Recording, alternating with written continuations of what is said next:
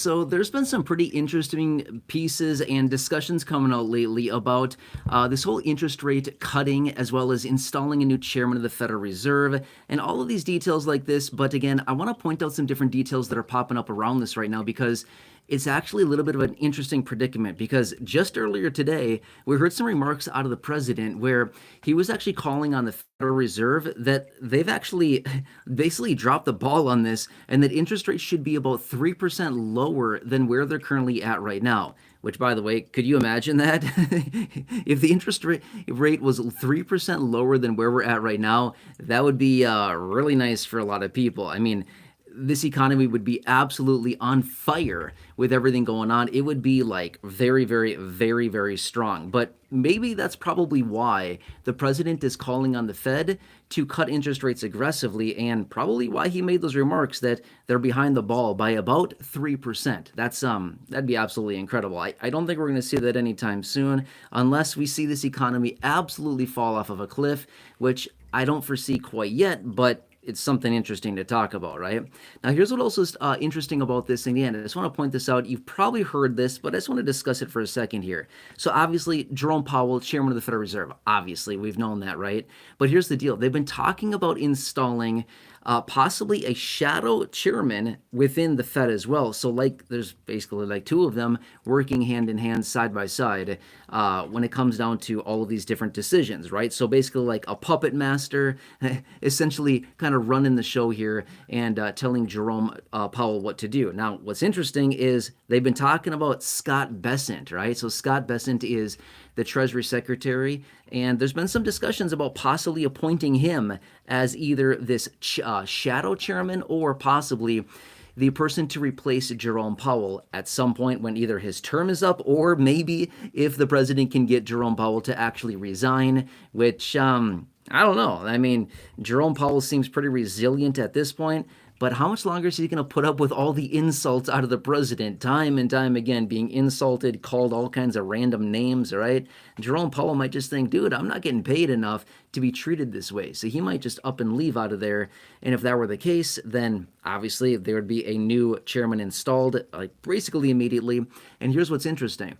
We could pretty much guarantee that as soon as Jerome is out of there, which whether it's, again, the end of his term next year or whether he decides to resign, whatever it happens to be, whoever the next chairman is, obviously it's going to be hand-selected by the president, and whoever that person is, most likely Scott Bessent, by the way, based on what we're hearing, but whoever that person is, they're like going to come in and cut interest rates aggressively, like super fast, right?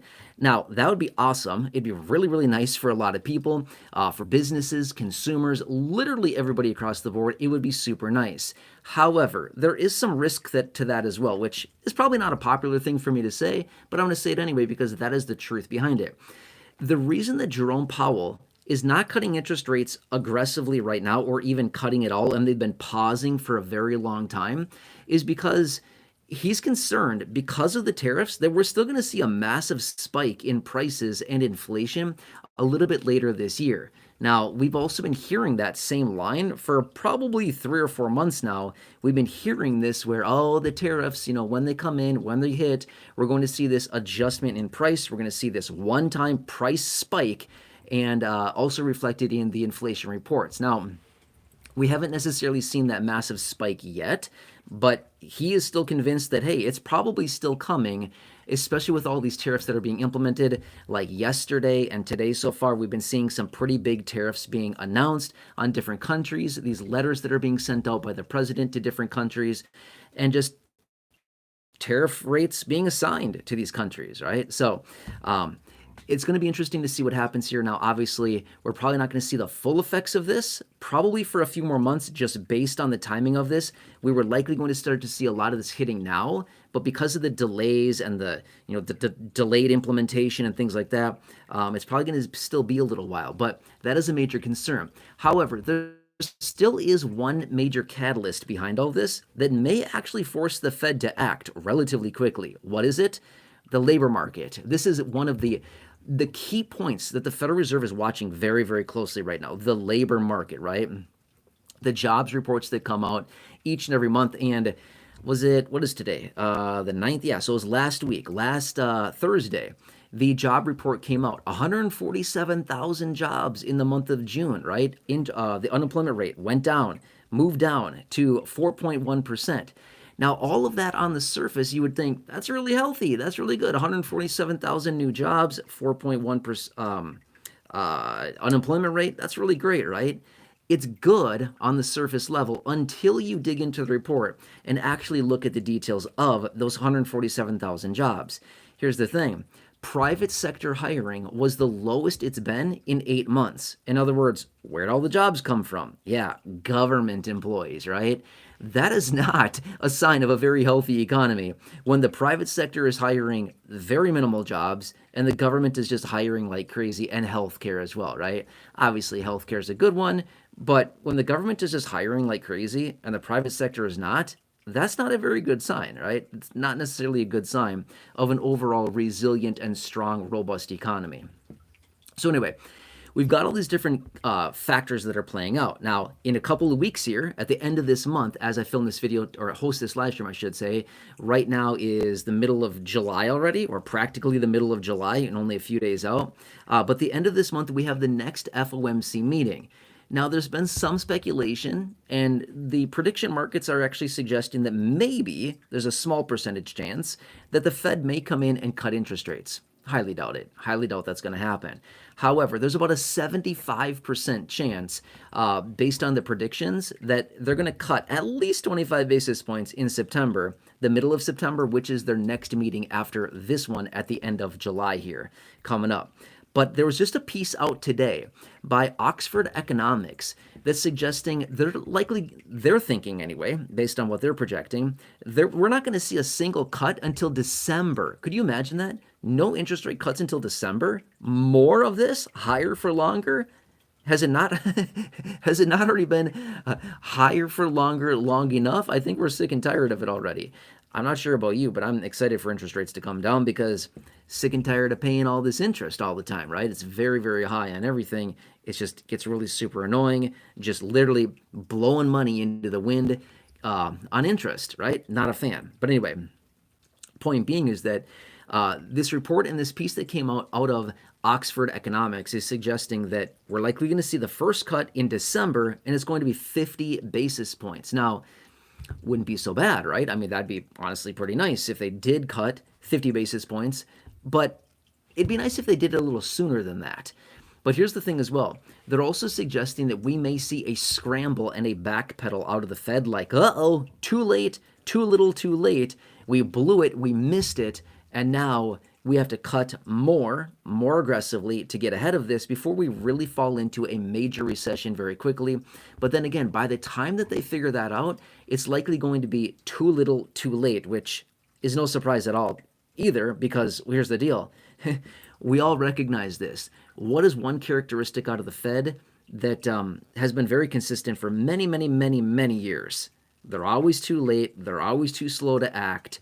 And they always, hold rates too high, hold rates too low. They're always behind the curve, like every time, right? I mean, that's like the signature of the Fed, is that they're too late every single time. And then, whoops, we got to scramble. And then we have to cut interest rates aggressively. So it'll be very interesting to continue watching these, not only inflation reports, which, by the way, we will be getting the next inflation report. Next week. Next week, we will be getting the next inflation report for the month of June. That's going to be a very important one. But not only is it going to be important to watch these inflation reports, but also the labor market reports as well, to see not only how many jobs are being created, that's good. What's going on with the unemployment rate? Yes, that's good as well. But really, we need to see what jobs are being created and in what industries across the board. Like, what sectors are creating the jobs? Is it just government employees? That's not a good sign, right? That's not a good sign at all. So anyway, we'll have to actually dig into these reports a little bit further and see where that hiring is actually coming from. And again, that is likely the tail that wags the dog right now, being the Fed, is it's mostly on labor. And then, of course, obviously, they're also watching the inflation report. But let's just say this. Let's just say that we get the next report out in early August, and the next labor report, by the way, let's just say that we get that out and it's a really, really, really bad number. Just for, hypothetical examples here. Let's just say that it's a super bad number.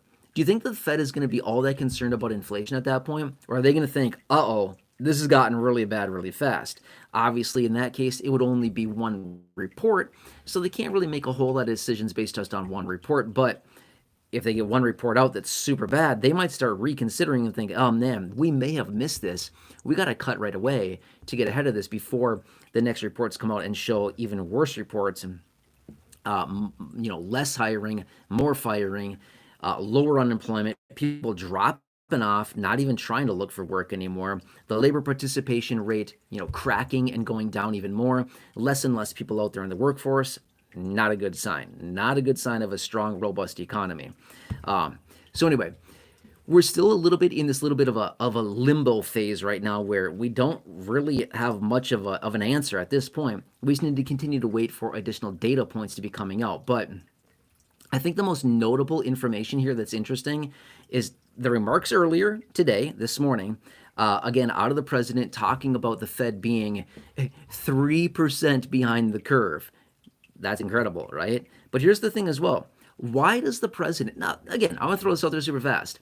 Has this been a mystery that the president wants low interest rates? Not at all. He's made it very clear since last year, right? He's made this very, very clear. The Fed should be cutting interest rates. Why? Well, when interest rates are low, it's incredibly stimulative to the economy. So when interest rates are very low, you have this natural stimulus that comes into the economy through people, consumers, businesses of all sizes, small, medium, and large, all kinds of people borrowing money, spending money, and stimulating the economy like absolute crazy. So it gets a super strong, robust economy. But that's also one of the major fears out of the Fed and Jerome Powell, the chairman of the Federal Reserve. Obviously, you know that. But this is also one of the major fears with them is that if we were to cut aggressively, we'd bring interest rates down. We'd plow all this money through just economic stimulus from people borrowing and spending and all kinds of things. With that being said, we'd see inflation really go up dramatically, not only from the tariff inflation induced price increases, but also because of the stimulative effect of cutting interest rates aggressively. So we'd have like this twofold effect on prices and inflation, and that may drive prices significantly higher very rapidly. Now, here's the thing as well. Another side note super fast, which is last week, the president signed the big, beautiful bill, the $4.5 trillion tax cut bill into law. Within that alone, that's going to offer massive stimulus. That alone, not through actual here's a bunch of money we're going to give you to stimulate. No, it's not that. But through the different tax incentives and all the different things that they've offered within this legislation, there's a lot of incentives there, which will ultimately provide a ton of stimulus as well, just to the overall economy for people that are taking advantage of some of the tax breaks and some of the tax advantages that were included in that legislation. And we might see, different sectors and different industries showing inflation and price adjustments higher just because of some of the provisions within the big, beautiful bill. That makes sense as well, right? So it's a little bit of a precarious situation that we're in right now, but it's also very, very interesting to watch this whole situation play out. And let's see if they install this shadow Fed chairman to see who it is, number one, and how much of an influence that has on the overall Fed and Jerome Powell, as well as if Jerome sticks this out until the end of his term next year.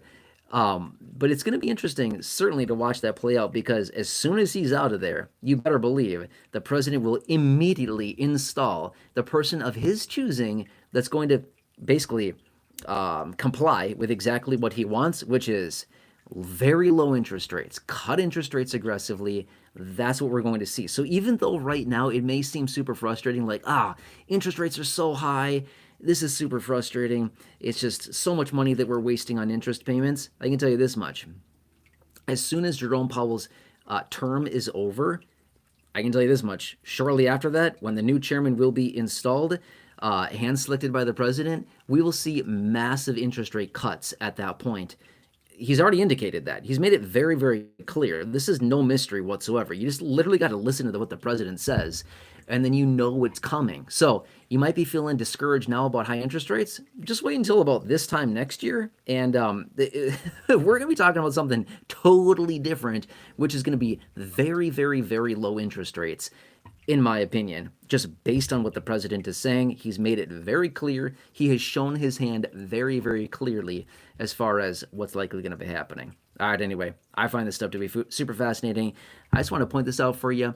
Yeah, let me know what I can do for you. Leave a comment down below. And by the way, you may recognize me from my other channel. I do have another channel, but I don't talk about this stuff over there because honestly, the people on that other channel, they don't really care about this, and I totally respect that, which is why I want to talk about it here because I love this kind of stuff, and I want to talk about it with somebody, and I also want to respect the people on my other channel who honestly don't really give a rip about this, and that's totally okay. So I'll talk about it here. Anyway, I'm here for you. I will continue to keep you posted any way that I possibly can. I'm not going to be on here every single day, but I certainly post shorts over here, and I'll do live streams, videos, whatever. Otherwise, check out me over on the main channel if you want to. Blind to Billionaire is the name of the main channel. I post multiple videos over there every day. Otherwise, enjoy. Thanks for joining me. Really appreciate it. And I will maybe catch you again later. All right, have a good one. And I'll unplug this and see what happens. Yeah. All right, we'll see you.